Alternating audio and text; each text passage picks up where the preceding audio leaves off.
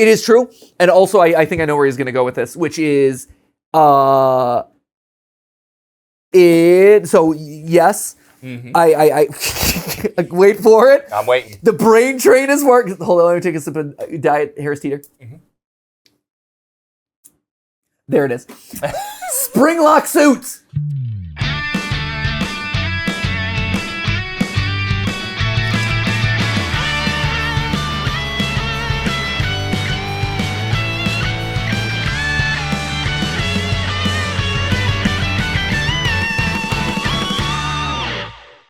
Hey guys, and welcome to GT Not Live, where today, we're reacting to FNAF John's solving of Security Breach Ruin. It's a fantastic theory so far.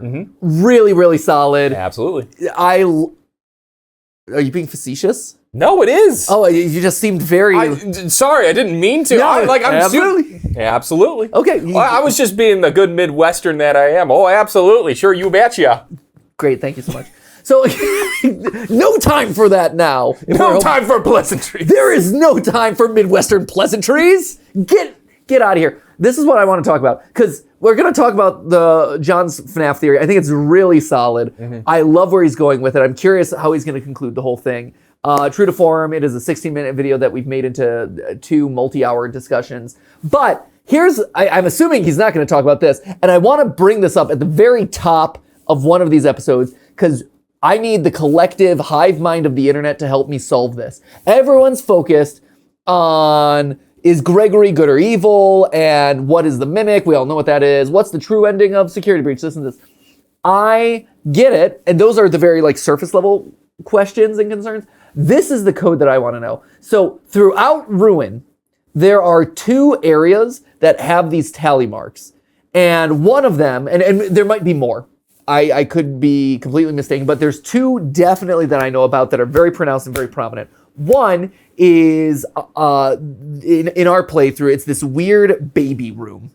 You have the baby plushies kind of laughing at you or whatever. All scratched into the walls are these tally marks. And then you turn away and they disappear, and that's it. There's no AR collectible in there. It's just a very weird room where baby is and then is not. And now you might be like, oh, it's just tally marks, right? No, they're not just tally marks. It is a very specific arrangement of tally marks. They're always in groups of 4, groups of 5, or groups of 2. In this screenshot, you'll see 4, 5, 4, 4, 4, 5, 5, 5, 2, 5, 5, 5, 5, 4. Weird, right? But that alone isn't as interesting. I think on its own, that's fine, whatever. Where it gets weirder, though, is that, is over top of one of the screens, one of the, AR scenes where an endo's kind of, jumping out at you, kind of looks like Mixes or the bunny, the security bunny in this game, right? You have this code, again, 4, 5, 4, 4, 4, 2, again, groups of 5, 4, and 2. And this one looks the most clearly it should be a sentence or a word. They're supposed to be words. It is saying something, right? And so your initial impulse is oh, it's a cipher, but it can't be a cipher because this is either what? It would be a cipher entirely composed of 3 letters if you're just doing a simple letter swap, right? So it'd be these standalone ones, by how you solve a cipher, would have to be an A or an I, because those are just the letters that stand alone on their own, right? A or I. But then up here, you would have A blank AA. There would be so many A's or so many I's that it wouldn't make sense. We. Yeah. He likes to play the we a lot. Would it be so if you started with I at the here's top, it broken down so you don't have to translate it. But yeah, it's so hard to solve, piece together, because sure, if you establish that top one's going to start with I, and let's say you just went up 5 numbers, then you went up 4 and then 4. And just went up that way. That's interesting. It's a big jump to go. All right, that first one's I, and then it'd be JKLM. And then you're and 2 is there, but it's used so sparingly relative to everyone else, which I think is also interesting. Yeah. Right. So that in and of itself is fascinating, right? But it goes back to what to me is one of the biggest unsolved mysteries of Security Breach, the original game. And this was my little pet peeve back in that game. I don't, if you watched my playthrough of Security Breach, you know that I came back to this room over and over and over again, and this was like nagging at me for the longest time. This idea of in the daycare, there's this random room where you have these balloons, and it's 2, 4, 5. And I thought maybe this was tied to maybe, you know, when you have the phaser blast, I was trying to like input a code in here and then hitting like this button, because it looks like a place where you input a code. Yeah, and then that's like the circle's supposed to be like the confirm. Yeah, it's like enter, right? Like enter code.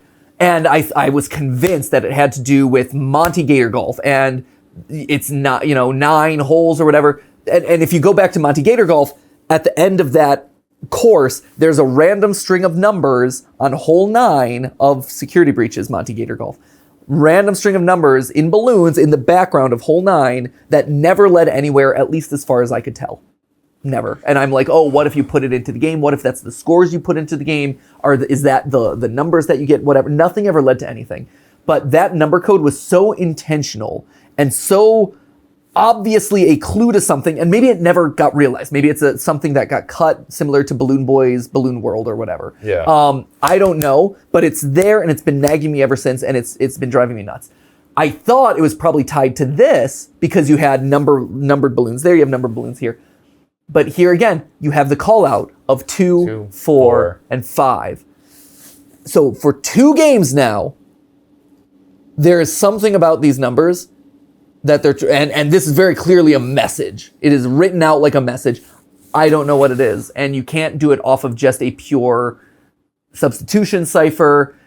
I'm like, oh, maybe it's a Visionaire cipher, but you're not getting, like, it's not giving you a word code that you'd put in there and it would be able to solve. So this is a type of code that I'm not familiar with. People on the subreddit I've been seeing call out the fact that there are out of bounds. Some of the whiteboards from Security Breach, they're out of bounds. So, or at least some of them are. I don't know if all of them are. But they're calling out some of these whiteboards that John used in his previous theories to kind of solve, like, you know, the day and year of this game, and he used them for a lot of things. But again, you see tally marks. Here, though, it's different. It's you have 553, 555, 552. Balloons, no. And then here, this is over on the old Reddit as well.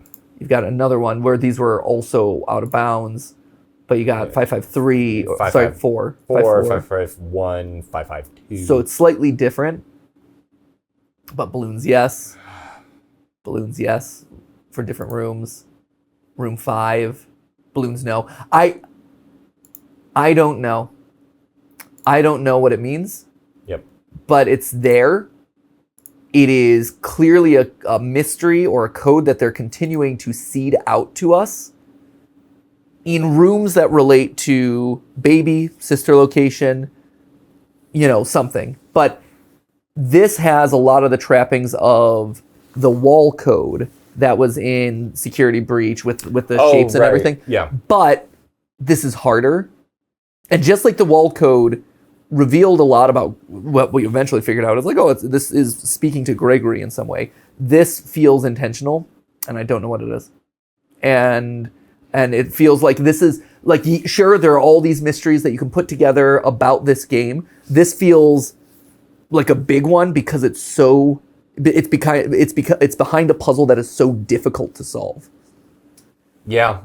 The harder the puzzle, the bigger the secret, right? Yeah, because, I mean, you would hope that it would be the best we could come up with. Wonder if it's trinary, but, like, what does trinary even look like at the end of the day? Does trinary, I mean, I would assume trinary exists, like, trinary. I can spell. There you go. You got it. I know, it was tough. Trinary system. Trinary system, Destiny 2 Legendary Fusion Rifle. Is that top tier? Ternary? Base 3. It's base 3. Yeah. Numbers from 1 to... Right? Because you're dealing with 3 numbers. Yeah. But, like, you look at it, and there's no easy 1-to-1 on this. You think you found something, didn't you? No, I'd have to, because just like you have 1s and 0s in binary, you would have twos, fours, and fives. It's a lot. And you would convert them to what, 1, 0, 1, 2? I've never looked at a ternary or trinary or whatever. Like I've never. You figured it out. Figured it out. Okay, what is it? Okay, so you have to go back and you play use the sequence. It was like 4, 5, 4, 4, etc. Yeah. You go back and you play FNAF 4 completely through, and then you go back and play Sister Location all the way through, and then you play the games in that order, and they'll unlock the super secret FNAF that no one ever found. Yeah. And it's just Scott explaining the entire story to you. All right. Well, I'm gonna put you on that. Yeah, very good. I'll see you in probably about 6 weeks. Huh? I gotta do it? Yeah. Oh. Good work. Hey, so while you're doing that, you can also go grab some of the new Theoryware. Yeah. They're great. These are coats. These are I'm burning alive. I know. And it is too short for me because it's a medium, but it's a pretty roomy medium. it's a nice medium. It's a good sized coat. Yeah. These are great coats for outdoors. That's why you haven't seen me wearing them, is because I'm indoors filming this, and so it would be weird for me to wear them here. But I realized that we've talked about a lot of other the merch items at this point. can't. We haven't talked about this one. Here's my favorite detail about this guy. I love the sleeve, because you got this really nice sleeve with kind of like the elastic right there, but then like this with the ribbing, but then you could tighten it up and be like super waterproof. It's awesome. I love that detail. It's so fun. When I was living in Idaho and we would go skiing a lot, that sort of thing that you could just like crank it in there and stop snow from like shooting up your jacket when you crash. Yeah. Incredible. Yeah, this guy Good is stuff. super waterproof. I love it. It's super warm. It's perfect as we get into the fall. So yeah, maybe not for like, summer months. Yeah, definitely gonna wear it, but it's a great Well, it's raincoat. supposed to storm today, so who knows? But we're supposed to have our pool party today. I know. It's a blow. That's a blow. I mean, it might not now. Might. We'll find out. We could always play murder trivia party. Ooh, that's a good one. That's a classic. Okay. So anyway, help me solve that puzzle, because I think to me that's the most exciting thing. I love those sorts of puzzles that I'm like, I know it's there, but it's a Rubik's Cube. No I can't idea solve. how to solve it. Yeah. Rubik's Cube I can't solve. So anyway, when last we left off, John was solving FNAF Ruin. Yeah. And we were like, yep, this guy is solving FNAF Ruin. Yep. And I was questioning whether anything in this franchise was real. Yeah, and special appearance by Taylor Swift. Can you imagine that she just stopped by? That was insane. She and I have been talking a lot since that last video. Yeah. It's been good. We've been having some really fruitful conversations. Yeah. I would say. Yeah. She had some really compelling thoughts. I had to straighten her out a little bit. She too initially thought that FNAF 4 was showcasing the bite of 87. And I caught her up on the fact that no, if you wait for the TV, it shows 83. It was confirming. It was incredible to watch because you could see the light bulb just, and she was like, "Never mind, I got this." Yeah. And like we haven't seen her since. No, she's off in her theory bunker now. Yeah. It's pretty exciting. I might hire her as a writer. Yeah. Tom better watch out. Yeah, Tom better watch out. It's coming for your Taylor Swift is coming for your job. We're Tom. just swapping some T's around. It'll be fine. Yeah, we'll see. She still has a big learning curve to come up. Yeah. Like just because she's Taylor Swift doesn't mean she's automatically getting the job. Yeah, right. Can she write for my voice? How's her research? How's her like meme knowledge? Yeah, no, you're right. Yeah, that's a lot. That's Right? a lot. I feel bad. I can't do this to Tom. I hear she's a problem. So I also, she's a self-proclaimed problem, and I don't know if she's gonna vibe. Would Taylor Swift vibe on the team, Ash? Would you be okay if I decided to hire, like, based on what you know about Tay? I think she has a secret nerdum that would work really well with our team. Great. Yeah, I think so too. Yeah. Yeah. That'd be good. All right. Well, we'll keep it open. All right, awesome. Yeah. We're gonna have to start her at like starter base level pay though, because she's new to the company. Yep. Sorry, there was just a moment where we're like, nope, this is getting too absurd. Was that the moment that we crossed absurdity? Was that the moment? Right there. We already did this. Crossed the Rubicon. No, it was Bam Bam 4, but Bam 4 jumped all the Choo Choo Charles. Choo Charles. So anyway, I'm just waiting for the Choo Choo. Maybe that's what that is. It's all a Choo Choo Charles crossover. Just FNAF got jealous. You put on your Vanny mask, and all of a sudden a giant spider train comes at you, and you're like, "Yo, this Yeah, no, this tracks. Because it's a train! Oh, very unintentional joke. Epic win. You totally intended it every moment of the way. So anyway, yes, John was in the process of solving things. He's going on about his theory where William Afton comes in and steals the Charlie bot and adopts it as his own weird robot child, and then does whatever modifications to it to make it into the Charlie that we know and love today, and or the baby that we know and dread today. And there you have it. So without any further ado, let's let John speak for himself, because we have 8 minutes left in this video, which will take us probably a good solid 50 minutes of screen time. Yeah, let's do it. Let's do it. Edwin's kid. If you've watched any of my recent theories, you know that I believe this story is a parallel to Henry's story from the Silver Eyes trilogy. And after figuring out that... So this is talking about Edwin. Here, I'll rewind it so that way you can just, like, this feels like a good, like, starter place for you to be like, oh yeah. Oh, surprise mimic jump scare. That's right, that was great. I'm sure you've heard of the Mimic, an endoskeleton first introduced in the Tales books that was built to mimic whatever it sees. Here's a quick summary of the Mimic's story from the Tales books. A guy named Edwin, who works as an engineer for Fazbear Entertainment, built this endoskeleton for his son to keep him occupied while he works. This endoskeleton was programmed to mimic anything it sees, so it started mimicking Edwin's son. After Edwin's son died tragically, the endoskeleton was still mimicking Edwin's son. So in a fit of grief and rage, Edwin beat up the endoskeleton, pouring his agony into it. But the Mimic started mimicking what Edwin did to it, brutally killing anyone it...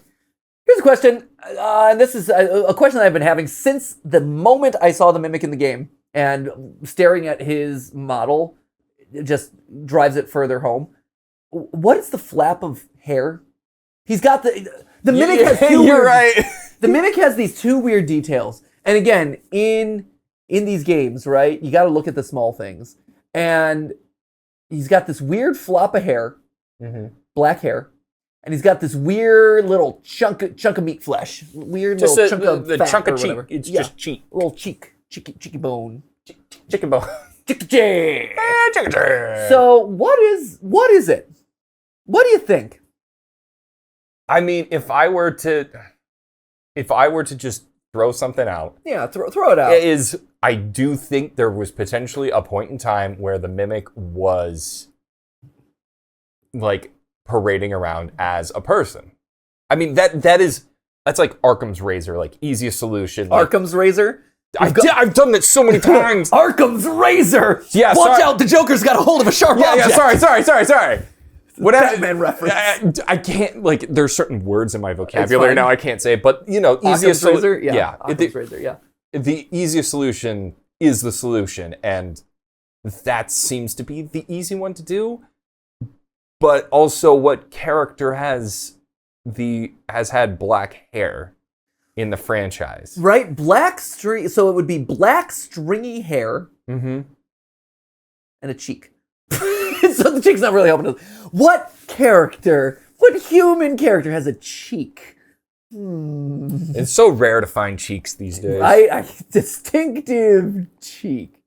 But those are, again, since we're going to small details, right? And John has done a good job of, over his security breach analyses, like, done a really good job of pointing out some of the small details that have really mattered in these games.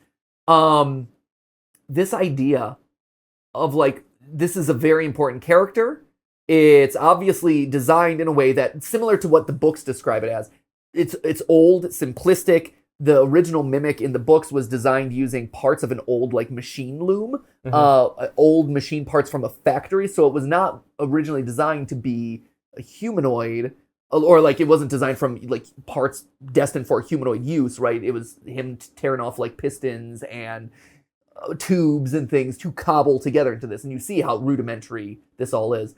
But like, it's weird. What? The hair especially is weird to me. I like you going into the Occam's razor stuff of like, oh, it was a wig or it was putting on a costume in some way. Yeah. But like, and it's so specific because every time he jump scared me as I was running away, you see it flapping around. It is a very odd thing to include, and it's just weirdly attached there. It's only half of it. I don't know. I'm not sure, but that's another one of those where I'm like, that feels important in some way.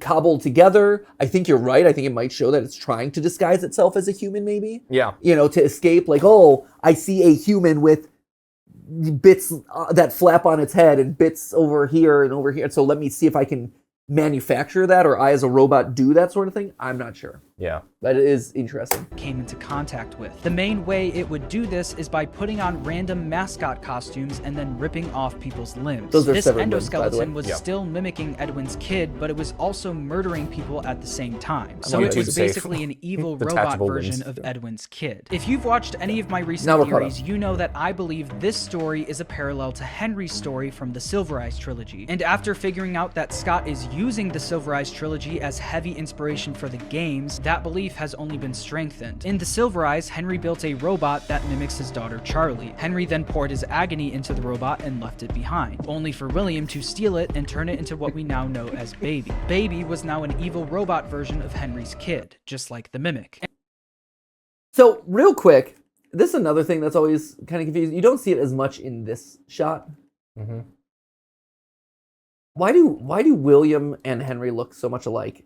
This in story the is a character parallel to guide, Henry's story from the he's Silver different. Eyes trilogy. Well, yeah, and then in Which that helps. specific shot, he's And very after different. figuring out that Scott is but it's using always the driven me Silver Eyes nuts trilogy too as that when heavy you look at inspiration the for the animations, games, that or sorry, the belief drawings has only from been the original strengthened. graphic In the novel Silver series, Eyes, the Henry two of built a them robot- are like identical. William Afton is slightly more gaunt, like he's got that like evil, I'm thin and evil kind of thing going Sure. on. That mimics his Sharper daughter, edges, Charlie. things like that. Henry But then they are very, poured his very agony similar. into the robot and left it behind, only for William.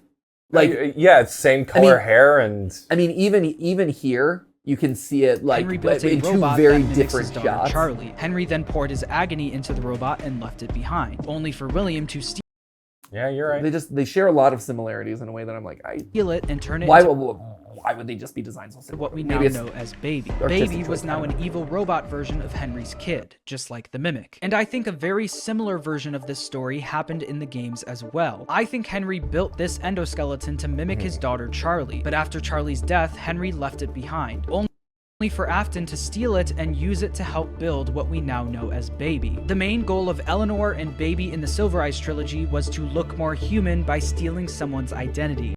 And I think this endoskeleton that was built to mimic Charlie also wants the same thing. It was built to mimic Charlie, but it doesn't look human. Just like the robots wanting to be human stories Scott's been telling us for years now, it wants to be human.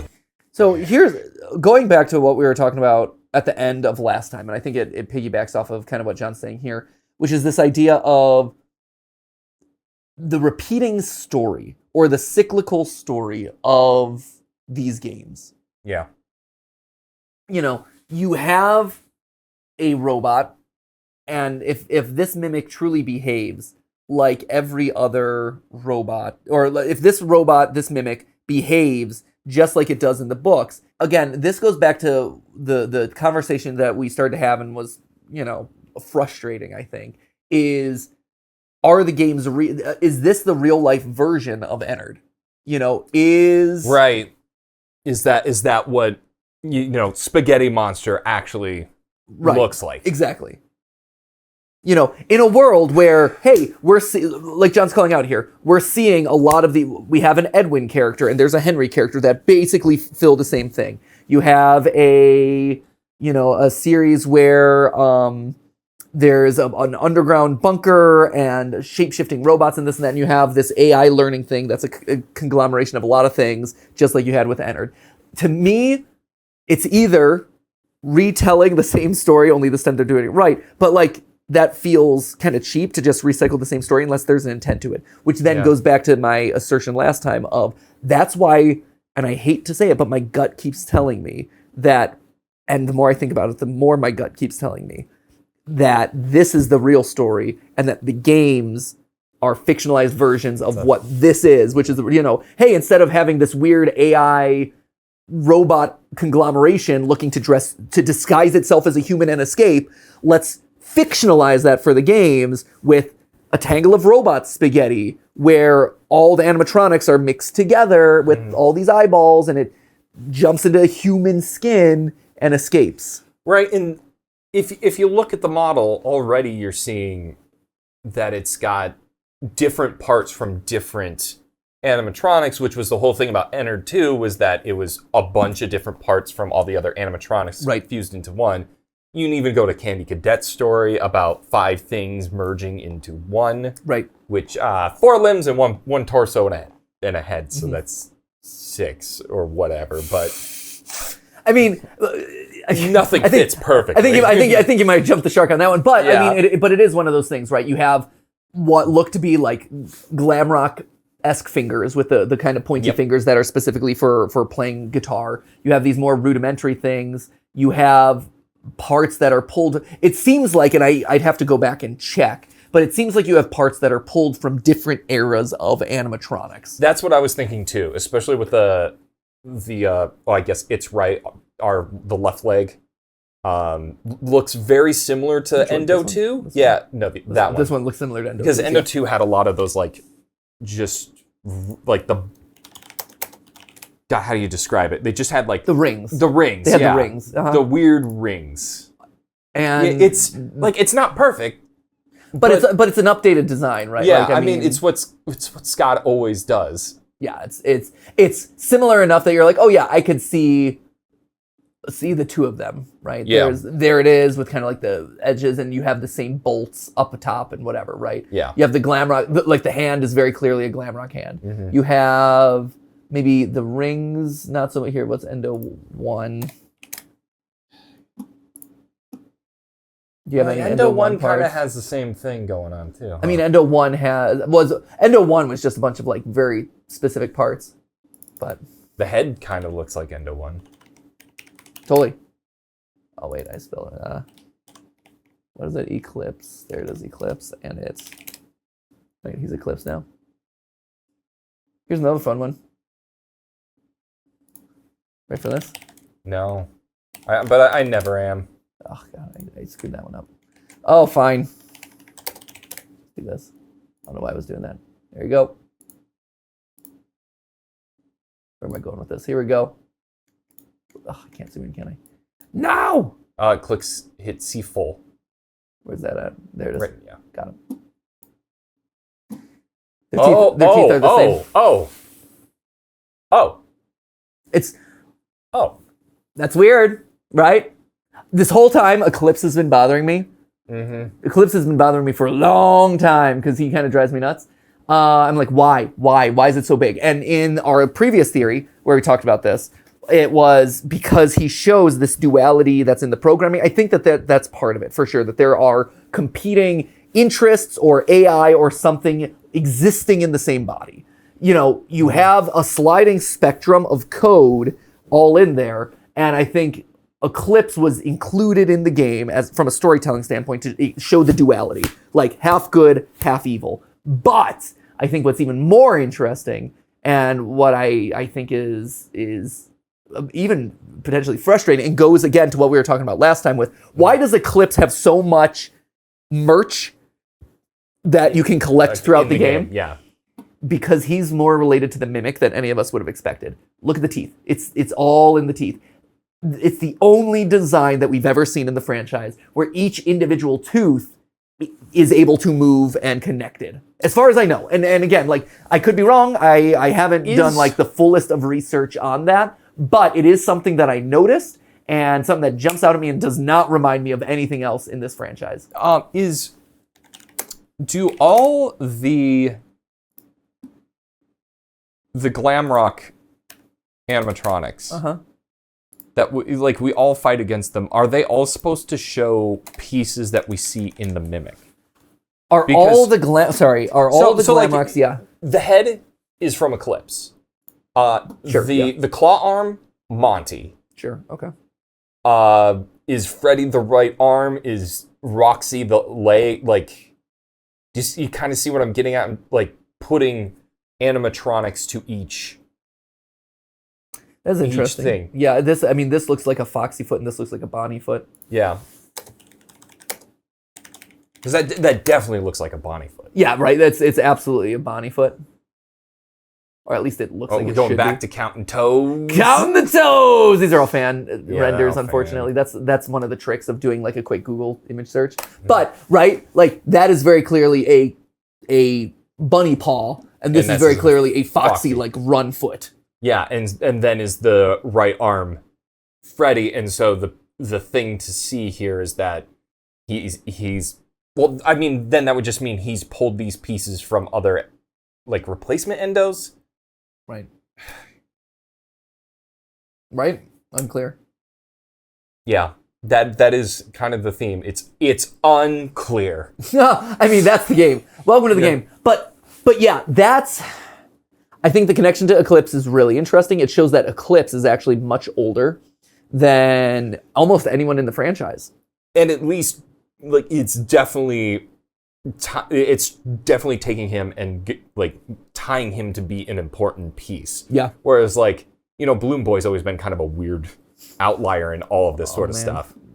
Bringing up Balloon Boy. Well, I mean, I don't have really anything else to compare, like, one-to-one with Eclipse. It's true. It's obviously an important character that doesn't fit in cleanly with anything else. You have your and again, this goes back to why I'm like, why is he here? Why is he here? Why is he here? Because you got your 4 core band members, you got your stars, like, they're in every game. Why include this random extra?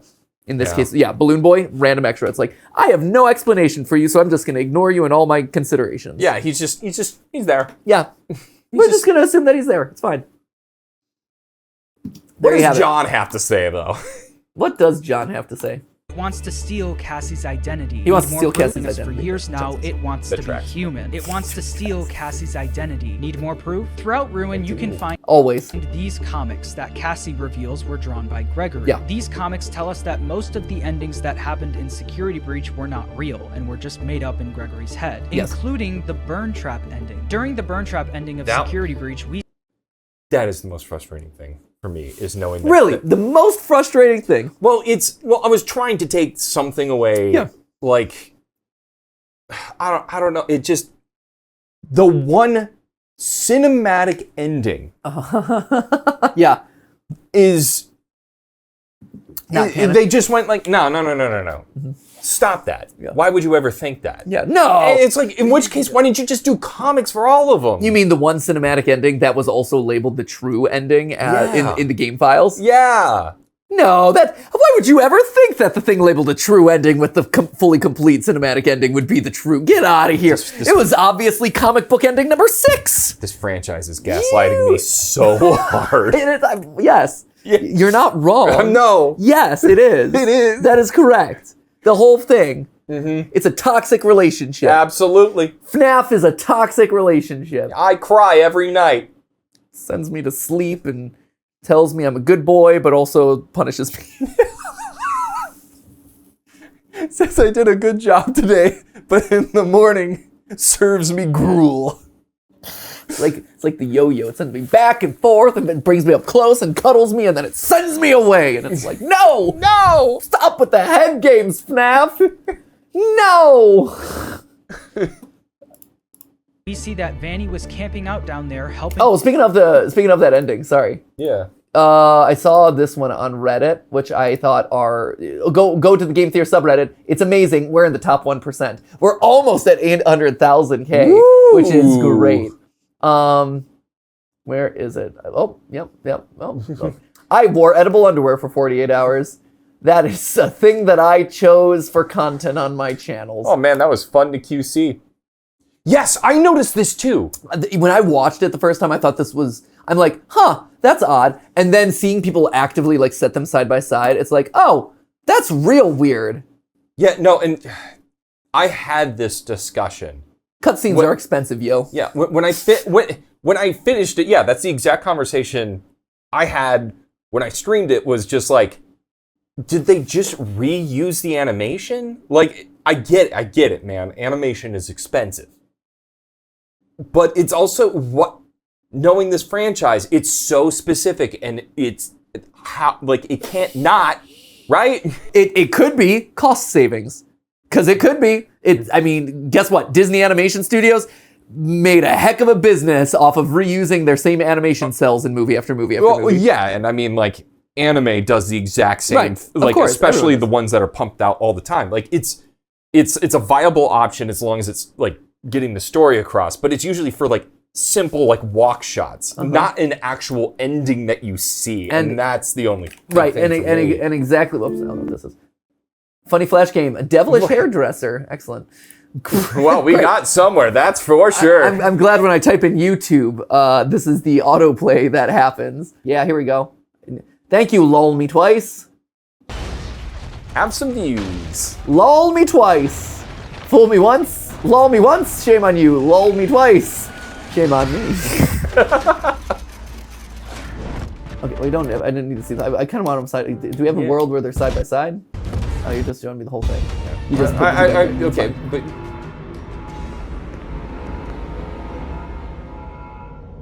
Boo. Jump scare.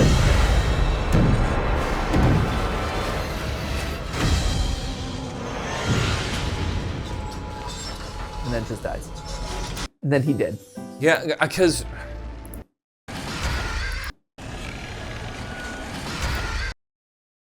It's not using the exact same animation, though. It's not. No, it's not. No, so I don't... It's not. So looking at it now, it definitely isn't...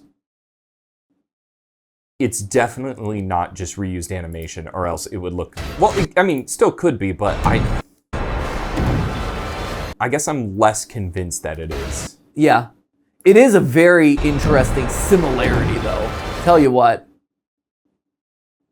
Very interesting similarity between the two of them.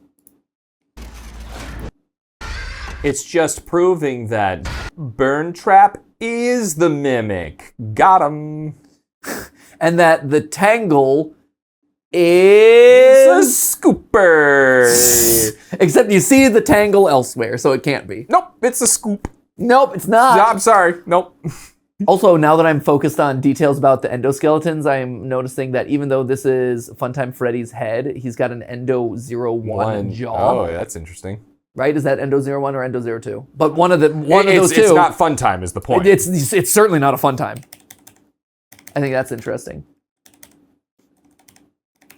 Right? How interesting is that?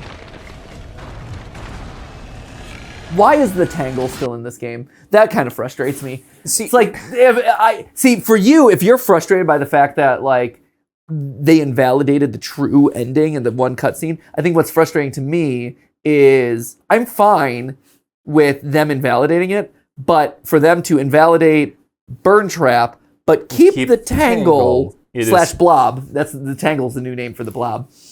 Yeah, that's to me is frustrating. That's frustrating. Absolutely aggravating. Because if there's, if you're wiping clean the slate, all of it should go. Yeah. But the fact that there's still like weird snake hybrid thing running around. So it's just... I don't know. I don't know. Here we go. To bring Afton back to life. We see that Afton was being kept in a charging pod with a circular window on the front of it. In Security Breach Fury's Rage, Vanny's boss battle takes place in a factory full of animatronic limbs and torsos. Yes. Almost like Vanny is trying to rebuild something. And that thing that she's trying to rebuild is also being kept in a similar pod to Burn Trap. Do we know if this is Vanny's factory? Vanny's the boss of this level, but is it Vanny's factory? I mean, so like fighting game logic, right? Sure. Whoever's at the end of the thing, that's generally their territory. Yeah. Thank you, Scott World. Do they ever label it as Vanny's factory? I'm just curious. Pizza Paradise. Level complete.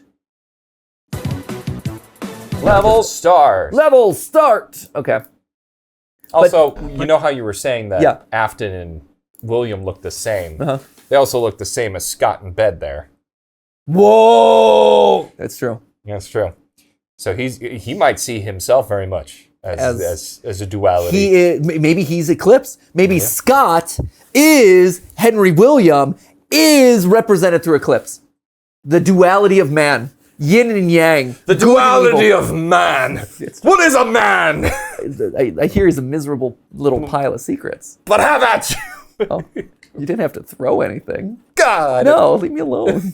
Stop throwing stuff. it. Dan? Castlevania. But it's not Burntrap, it's Eleanor, a version of Baby that's known for ripping off people's limbs and stealing their identity, just like the Mimic rips off people's limbs and I think wants to steal Cassie's identity. But how could this Endo be Baby if she was scooped in Sister Location and burned in FNAF 6? Well, in the Tales books, it's revealed that the Mimic loves putting on costumes, just like you see in Ruin. But there's one specific costume that's been mentioned multiple times now, a Jester costume, which is what Baby is. She's dressed up just like a Jester. But the most recent time this Jester costume was brought up, it was revealed. I think that's tough. I think that's a tough call. Yeah, so A Jester and a clown they serve similar functions. I'll give them that. But like they are fairly different. Well, yes and no. So I agree it's a tough call to make. And the idea of circuses, carnivals, and jesters are all different things. Jesters are medieval and serve like kingdoms and kings and like in that fantasy land. Clowns are more circus, and carnival can have clowns, but are not as strong of clown. Like carnivals are like a neutral territory. Yes, it's where the jesters and circus. Or the clowns, you know how they have that huge feud, and like the carnival is the hey, leave your weapons at the door. We're all friends here. Yeah. But I'll meet you outside. Outside the carnival, you can catch these hands. I didn't realize carnivals had such inbuilt lore to them. I know. It's hey, look, you scratch a little beyond the surface and. I just associate them with rides that are gonna immediately kill me. And rigged card games, yeah. So you're right, and I agree that when it's Circus Baby's Pizza World, you think of clown, right? And you also think of clown with with rosy cheeks and this and that. The one thing I will give him are the shoes. Shoes with little jingle bell on the toe. That is not a clown shoe. That is a jester shoe. I agree with that. Yes, Ash. Would you also say that the pigtails kind of resemble the top of the hat? A coxcomb, as it is. Coxcomb is the name of a jester's hat. Yeah. Here's the thing. He did pick out a very good picture to represent the jester costume, in comparison with, but. I mean, jesters are synonymous with coxcombs, like in general. Like, I mean, if you look, whenever you see jester, there it is. Like, that is Baby's pigtails right there. Yeah. I still do take a bit of umbrage of putting a jester in a circus. But that feels weird. But I do agree that, like, yes, you are totally right. That the braids are coxcomb adjacent. It's true, though. I think the call out of the jester costume and calling out the jester costume, it is true. And also, I think I know where he's going to go with this, which is, so yes, I wait for it. I'm waiting. The brain train is working. Hold on, let me take a sip of Diet Harris Teeter. There it is. Springlock suits. So in the most recent book, in the most recent epilogue, they call out the fact that that one of the costumes that the Mimic puts on, I believe it's the Jester costume, is a springlock suit, which is weird. Which is weird because you're like, wait, lol, what? A springlock Jester suit? Yeah. Hold on. Is Eclipse a jester as well? Yes, I would say Eclipse is absolutely a jester. Yeah. Which again, Circus Baby's Pizza World is not a circus. It seems like everything at this point is pointing to it being a medieval fantasy fair. Ooh, medieval times. It's a Ren fair. Circus, Ren Fair Baby Pizza World. Yield! She's like, they're like jousting at medieval times over there. Yeah. That is what's really... Circus Baby Pizzeria. Welcome, peasants, to Circus Baby's Ren Fair World. Your king will be with you shortly. With carnival themes thrown in for good measure. Generic broad spectrum. We don't know how any of this stuff Yay, fits be together. merry and happy. Here's mead for all of you to consume alongside your pizza. Topped with mutton. Great. It's just a turkey leg on a pizza. Thunk. It's revealed that the mimic You wanted boneless wings? Bam! Turkey haunch. Getting a haunch of meat. loves putting You're on gonna like costumes, it. just like you see in Ruin. But there's one specific costume that's been mentioned multiple times now, a jester costume, which is what Baby is. She's dressed up just like a jester. Again, they're mixing. It feels like if this is all leaning into there's jester outfits and jester springlock suits. Sure, it can be in Circus Baby's Pizza World. It does, but like it feels like there needs to be a bit more. A location before all of that, which is William Afton's medieval land, medieval plex. And then he repurposes them into whatever. Like there's a lot. But the most recent time this jester costume was brought up, it was revealed that it isn't just a normal costume, it's a springlock suit. It was. I'm glad that John and I are on the same wavelength. It's interesting how much John and I are kind of on the same wavelength of a lot of this stuff. He's getting a good sense of what clues jump out because yes, 100%, this was weird. I'm like, wait, hold on. The jester suit's a springlock? You don't just toss that around lightly. That's weird. 100%. A jester springlock costume that this mimic endoskeleton has put on and walked around in. Charlie describes springlock suits in the Silver Eyes by saying, quote, "I think they were costumes. Sometimes people wore them, and sometimes my father put them onto the road." That's a good quote. Costumes, yeah. Because when I think of springlock suit, I think of suit. Calling them costume in the book, that's interesting. That's good. Springlock suits can be put onto endoskeletons. And if this book is really hinting that Baby is a springlock suit, that would line up with what we see at the end of Ruin. This is Baby's endoskeleton. Just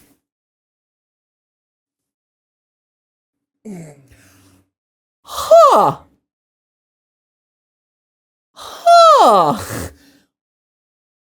That's a twist. That's Baby's endoskeleton. Okay, you got my attention. I feel like I have something to say, but I don't. So I'm intrigued. Hold on. Oh, Dan has something to say. Hold on. So that's interesting. Let's playing through this.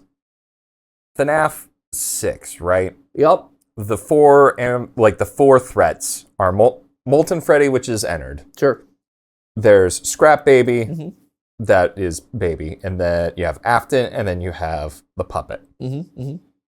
We see what could be Molten Freddy in the Tangle. You see what could be Molten Freddy? Oh, sure. Let's just for the sake of this thought experiment here. Are you still rolling with my none of it was real, and now we're seeing real versions of it? I'm gonna play. Sure. Yeah, go for it. Yeah. So okay. So Tangle exists. Yes. Let's go ahead and say Burn Trap did exist. Just that wasn't the true ending, and he's just not activated or whatever. Okay. But Burn Trap also exists. That would leave the puppet and Baby unaccounted for. Puppet, we kind of see throughout the Nightmare marionettes, plushes, and through the wires. So potentially the pizza play. Sure. Which would mean Baby is not accounted for. So to say Baby is the mimic might not be as twisty as we might think. Sure. It's a huge stretch. It's a huge stretch, and the implications are not fun, right? I do wonder about the implications of it all. I'm very intrigued. I'm very interested. Baby has 5 fingers. Counting the fingers. 1, 2, 3, 4, 5. Oh, look at the what? Tips of no. Go back to the mimic. You had it right. Look at the tips of the mimic. The tips. The fingertips. Those fingertips. Do I have a better? No. Okay, fine. Here. Click. See full. There we go. Okay, fingertips. What about them? They're like nubbins. The nubbins, and I'm wondering because if you look at Babies, she's got nubbins. She does have nubbins. She's got those nubbins. It's just a question of is that because well let's look at Scrap Baby because Scrap Baby would make more sense to look at than Baby. Scrap Baby is going to be fundamentally different though because Scrap Baby is just a tangle of wires. Because remember, in the endoskeleton of Baby in the final version of Sister Location is just a tangle of wires. Really. Because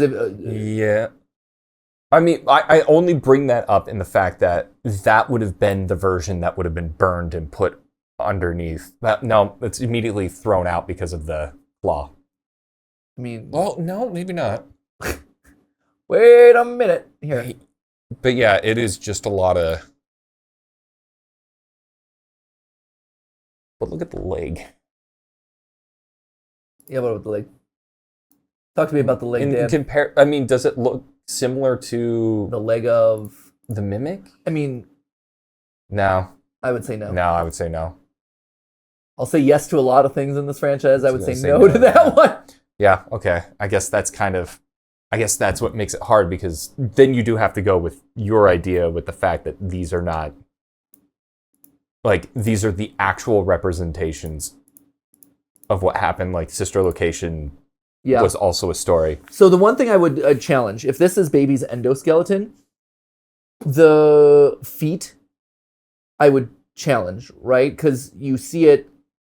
I'm just trying to think of, if this was Baby's endoskeleton, was it broken apart and then pieced itself back together with all these random parts? Because, yeah, I'm sure, he's got 5 fingers, you could probably make it fit or whatever. The feet feel weird to me, though. Like, why would it have 2 random feet and then it becomes Baby? I can only think of the idea of, like, the only pieces from Baby that maybe survived was, like, torso, head, and an arm, and then it rebuilt itself. Yeah. Because based off the story of the mimic mimicking everyone, would have saw his creator engineering and creating other things at some point in time. So it would know how to rebuild itself potentially if the need arrived. That could be like arisen, arise, arose, Rosenend. Man, I'm absolutely killing the English language today. You're crushing it. I'm really proud of you. it. You're doing a great job. Dude, that would line up with what we see at the end of Ruin. This is Baby's endoskeleton, just without all the wires and the shell that comes with the Springlock suit. The Baby Springlock suit would essentially be put onto this endoskeleton with the same eyes, teeth, and head shape as... Same eyes, teeth, and head shape. Different teeth. So, I mean, we just covered this with a clip. So definitely different teeth. Same eyes, teeth, and head shape. It's a bit stretchy. It's a bit stretchy. I'm still with you. I'm following you. And granted, like, certain body parts can be swapped out and this and that. Here, keep going. I think people forget... Keep going, John. Keep going. That you got night this. 4 of Sister Location, Baby puts us inside a Springlock suit that has face plates. That's correct. Just like the Fun Times. See, but that is the one thing that I... So really, a Springlock... So you fundamentally have to change the way that you think about things. The Springlock suit is just the outer casing, and the endoskeletons inside can be anything. Because initially I'd be like, well, it can't be Baby, because look at what the endoskeletons of the Springlock suits are. It's these tangled wires. You can't think that way, though. You have to think of the suit is just like snapped into place over top of a body. So you could, yeah, okay. But you're telling me that this then is a Springlock suit? You're telling me that the outer casing of Foxy is a Springlock suit? I think we need to hear. We need to hear him out more. Yeah, no, totally. Sister Location, Baby puts us inside a Springlock suit that has face plates, just like the Fun Times. So the idea that Baby could be a Springlock suit isn't too far-fetched. But even then, Baby got burned in FNAF 6. How could her endoskeleton still be around? Maybe she never existed in the first place, but that's different. Yeah. Well, throughout Sister Location, Baby is the main character, but we never actually see her until night 5, when she's about to get scooped. She's obviously not been scooped yet because she still has all of her wires and is in perfect condition. She hasn't been scooped yet because she has all her wires. She's obviously not been scooped yet because she still has all of her wires and is in perfect condition. Yeah. Which, okay, I'm still with you. I'm giving you the benefit of the doubt, but I see this and I'm like, that then is the endoskeleton there, isn't it?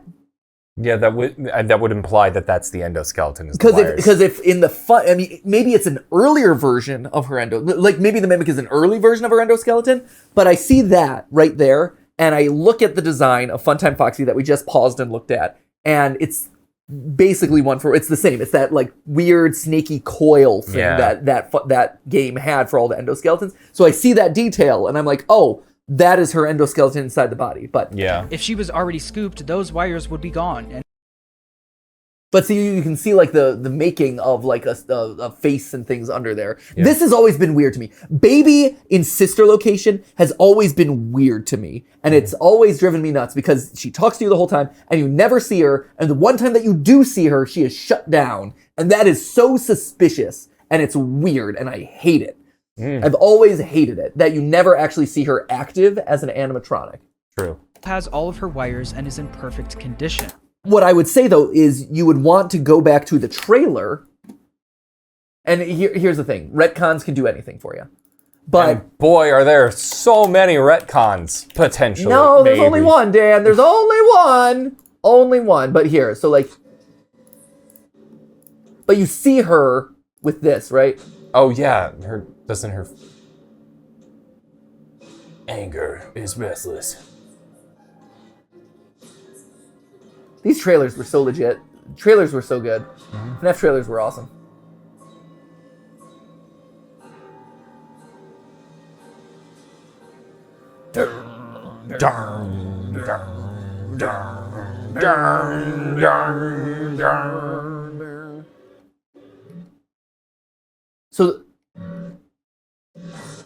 So the eyes are different.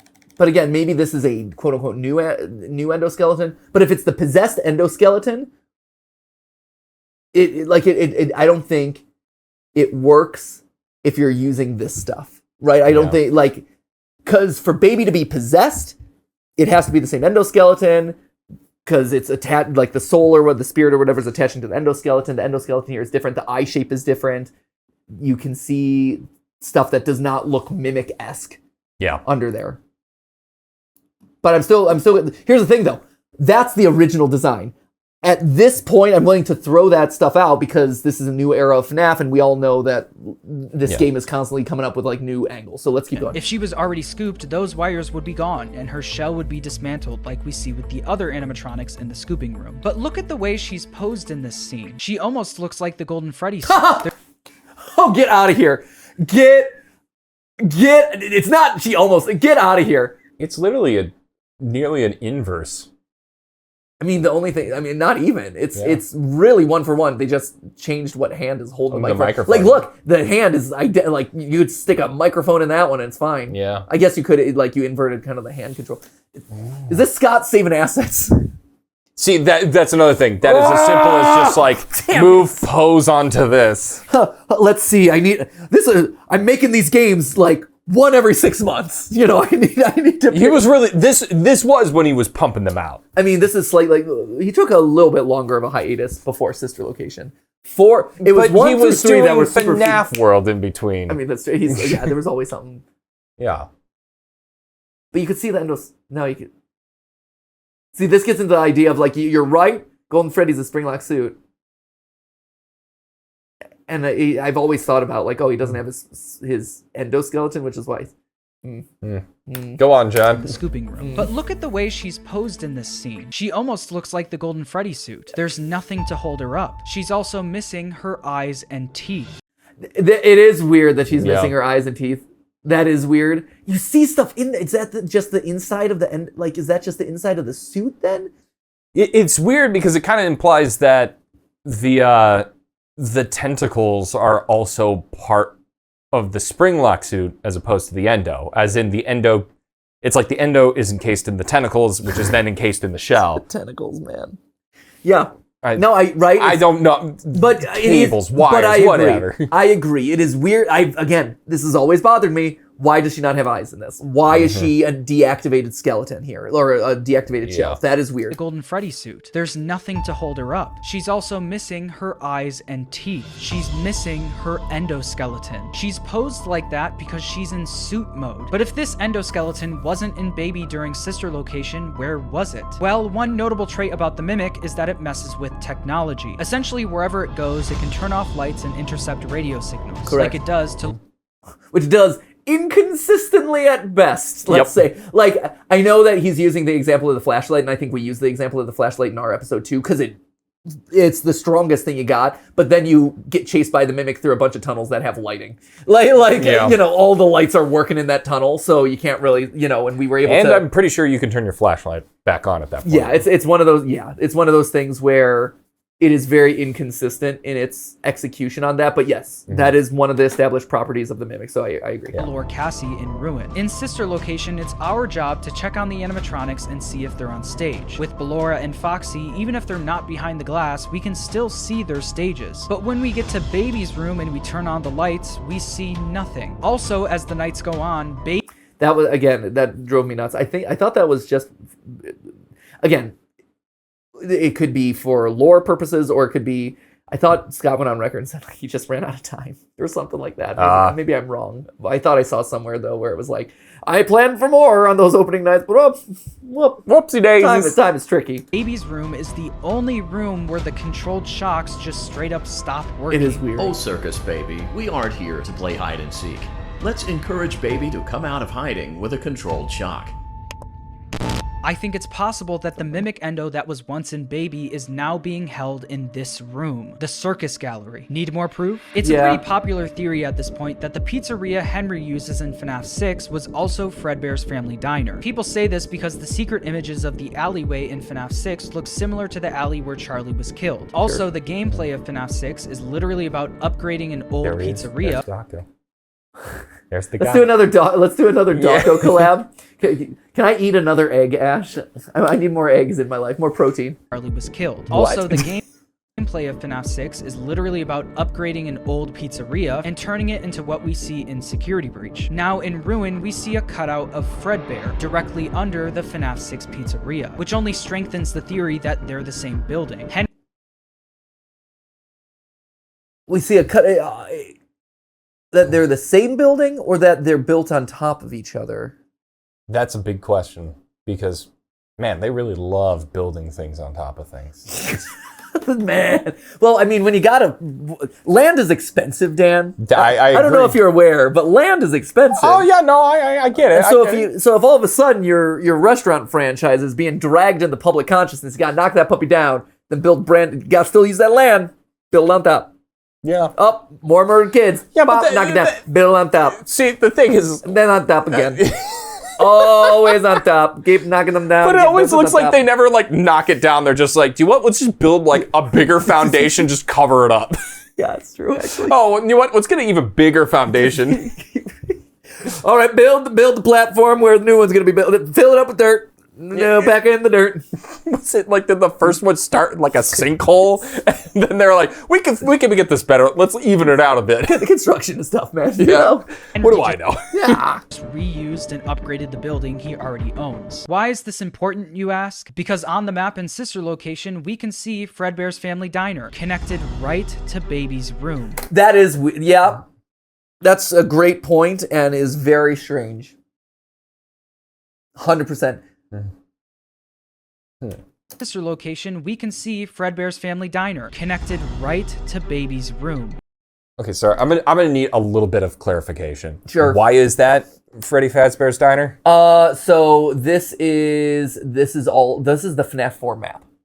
So here's the two. I see it now. The animatronics are the individuals. So the squares are animatronics. So you had Golden Freddy, Golden Body. Boop, boop, boop. And then in true FNAF form, with inconsistent logic, this is the path that Crying Child takes to get back home. This is his living room. This is the room with the grandfather clock. This is his bedroom. This is sister's room. Right. Yeah. Okay, I see it now. So it's weird, but yeah, that's why. Yeah, I got it. And then meanwhile here you have... That's like the FNAF 1 location.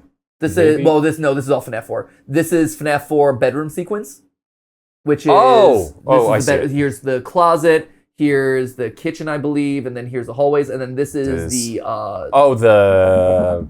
night plush trap. Plush trap, okay. Plush trap at the end, and then plush trap. Okay.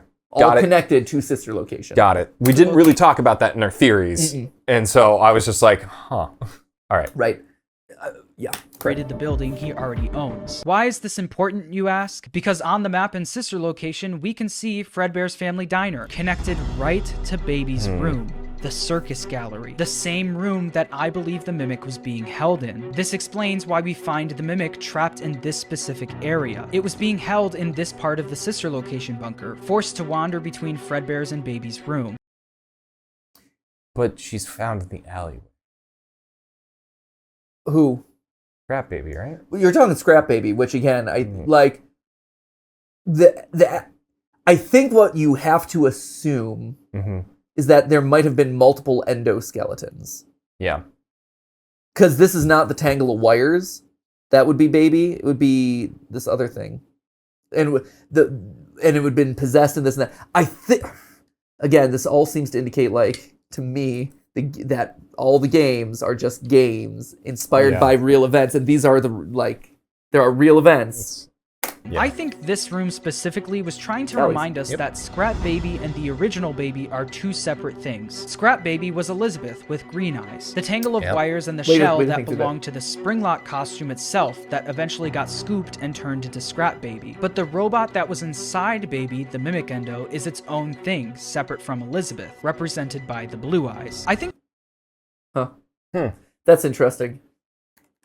I want to hear that again. Remind us a good point. That Scrap Baby and the original Baby are two separate things. It's interesting. Like it is. They're showing you they're two halves of the same whole. This one's missing this eye. This one's missing this eye. You know, it plays around with the eclipse duality.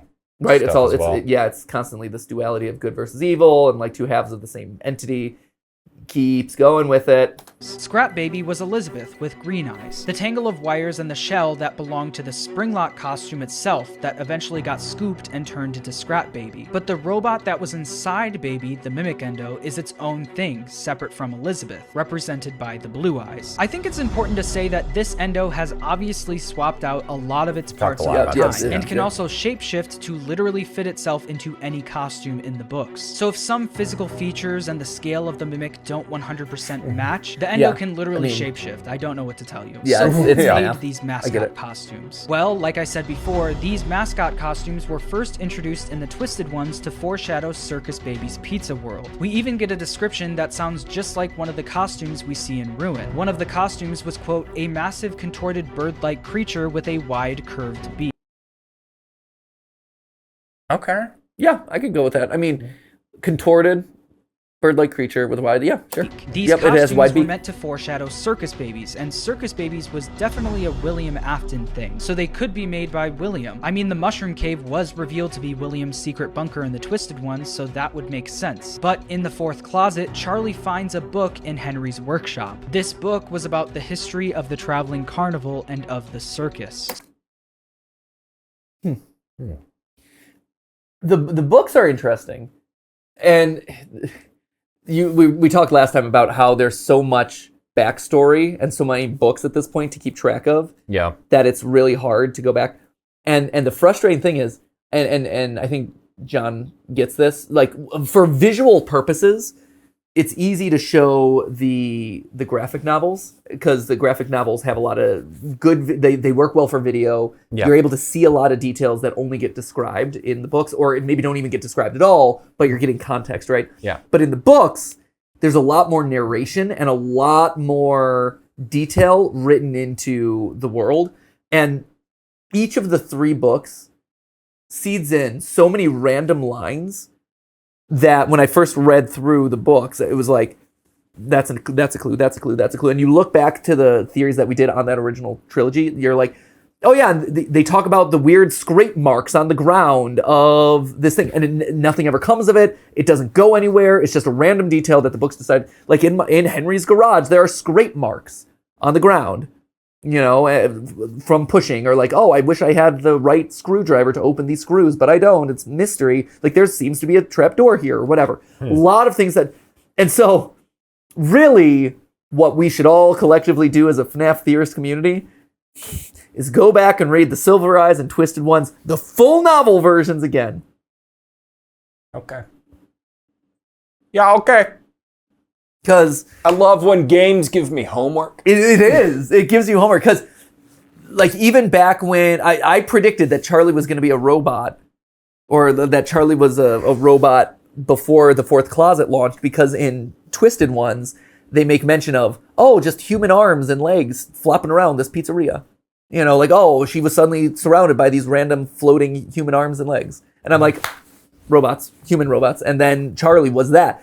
I figured that one out. And now 10 years later, it seems like You I'm like, say it again, I they're say it like- again. I'm like, I forgot about that. But yeah, I did. Yeah. So that was a thing. Good job. Thank you. Killed it. Thanks. But yeah, so is it Henry's house or is it William's house? That's interesting about the carnival. That's really interesting. And that's one of those details that, again, like, removed from context, like, oh, but going back, it's like, oh yeah, that is a clue. So we know that Henry also had a fascination with the circus as well. It was also revealed that the cave and facility where the costumes were found was built under Henry's house. So it's also Under Henry's, right? That was the thing. possible that these costumes were some of Henry's first creation. Which was always weird to me when they started to reveal that sister location was under Afton's house, which means maybe it wasn't Afton's house. I've always, you know, it's weird. Yeah. It's weird. It is certainly I guess we'll weird. have to wait and see. I think Help Wanted 2 is going to pick up right where we left off in Ruin. I mean, the think ending it's gonna of be a Ruin prequel, has but an elevator falling to the ground. The trailer for Help Wanted 2 has the sister location elevator falling to the ground. I think we already saw in Ruin that the digital world and the real world are merging, and Cassie is struggling to know what's real and what's not. I think this is going to be the theme of Help Wanted 2, along with visiting the sister location bunker and Circus Baby's Pizza World. Yeah, I think it kind of has to be a prequel based on how the elevator is operating and things like that. It doesn't feel abandoned or out of use in the way that it did in Sister Location. And I think if you were to continue the story from where you are now, you would it would be older. It wouldn't be as smooth. You would have the, like, you know, you see it opening and you're not seeing any of the, like, yellow tape or like caution tape or things. That's why I think it's a prequel that's setting up Mimic, what Cassie experiences down at the bottom. And I think it's actually explaining this ending. I don't hate the idea of Ruin ends with an elevator drop. Yep. And then Help Wanted starts with an elevator opening. Yeah. Almost just kind of Yeah. like the It's drop bookend, yeah. like transitions into the smooth opening. Sure. I like that as a past reveal. Well, it's also one of those things too, where if the Easter eggs that he called out last time were welcome to or teasing what, Carnival? Yeah. Do we leave something in here to tease Carnival? I don't think that's forward in time. Like if the next game that Steel Wool is working on, which is Help Wanted 2, because they did it in conjunction with Ruin, if the next game they're working on is Carnival themed, that wouldn't be happening after the events of Security Breach Ruin. It would be happening back when Circus Babies was open. Carnival, circus, jester, whatever. Yeah. And so Help Wanted 2 then is exploring that world. I would call that the carnival or the circus. Yeah. A lot of you probably think I'm insane, and there's going to be No, a lot actually, of angry tweets, but not at I'm all. not This has taking been- any this has chances been anymore. solid. We Great. live in a world where Scott and Steelwool took almost every single ending in Security Breach, even the fully animated one, and said none of that was real. So anything is possible. And I'm trusting these books to tell me what's going to happen next. And I guess we'll just have to see later this year if I'm onto something or if I'm dead wrong. There's still a ton of things to talk Dead about wrong. in this game, like who is Cassie's dad and what's the deal with the scooper. So look forward to more theories in the future. Please remember deal that with this the was scooper? just a theory. Do your own game research, come to your own game conclusions. two. Don't take everything I say as canon, and I hope you enjoyed. See you at the circus. Ha! Two Well done. That was a great sign off. Well done. Well done. I Slow clap. Actually, it's more of a mid-range clap. more like a golf clap. No, clap and a half. See, that's a man who gets it. Well done. That's great. Do the thing. You know, you get a clap and a half for a clap and a half. Nice, good job. Well done. How bro. embarrassing would it have been if I went, no! No! What have I Give done? yourself a half clap. You're like, oh, hey, I had the power. Sorry, you were going to say something. Well, first off, I want to say, overall, I really like This this is theory. fantastic. I- This is fantastic. I love this. It's Yeah, I think it might be the best theory he's done. I think pulling the parallels from the books, as annoying as it is for me to like hear that, oh, Scott might just be recycling some stuff. That is pretty funny. Scott was really happy with those. He's like, those books never got the attention and credit that they deserve. So I'm going to shove them down your throat again. I do really like the parallels that he's pulling. Yeah. And I do really think good.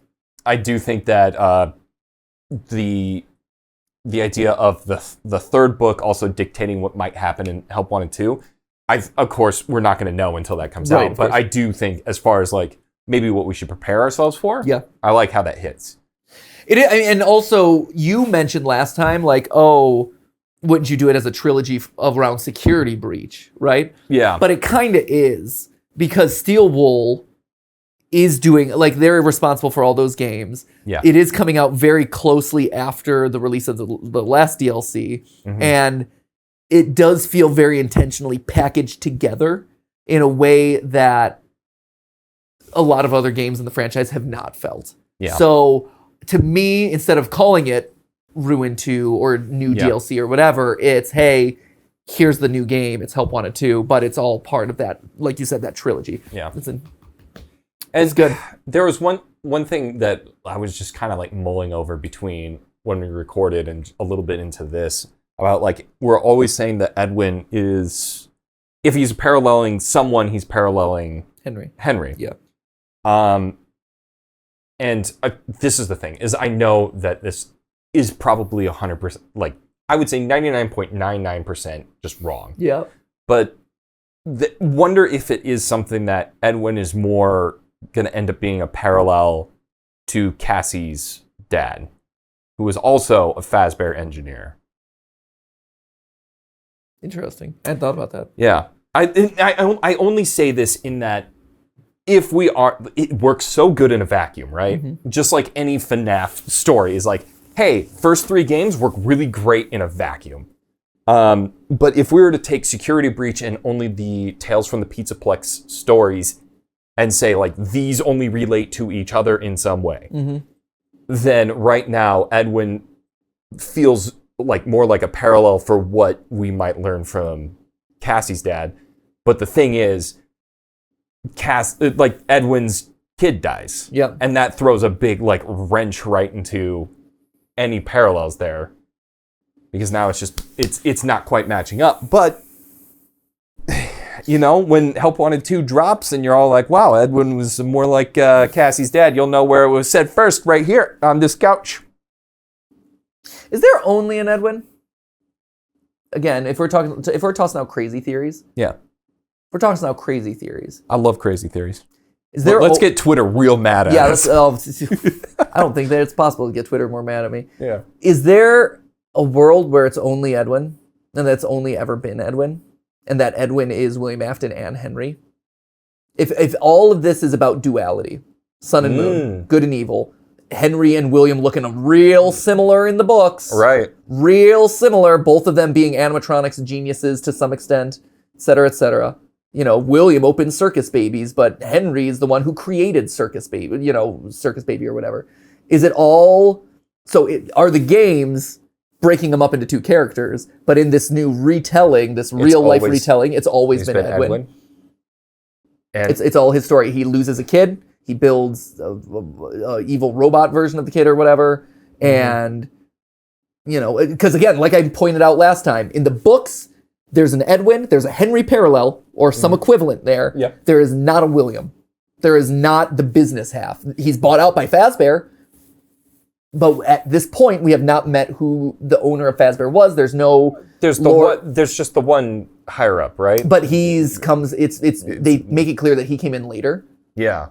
And that he's just kind of like he's not the original. So there's still room for a William to be in the books somewhere. But I'm just tossing, again, as we're thinking through this and as we're tossing out crazy theories and thinking about like the duality, everything's duality, the good versus the evil, the eclipses of the world, right? Is there a world where, because again, it's like Crying Child is William's kid, but he's going back to a house that in the books is Henry's house, which always struck me as weird. Yep.